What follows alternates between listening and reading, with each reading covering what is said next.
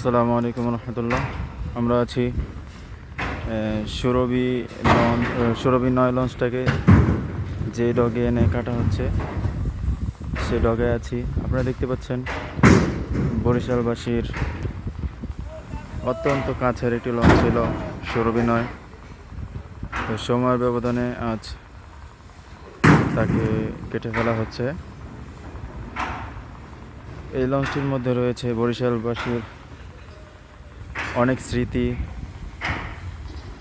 অনেকের অনেক লঞ্চ ভ্রমণের অভিজ্ঞতা।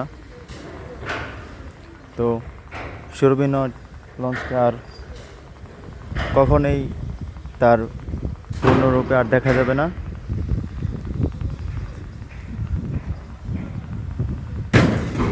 আপনারা দেখতে পাচ্ছেন লঞ্চের ভিতর থেকে বিভিন্ন যে জিনিসপত্র আছে লঞ্চের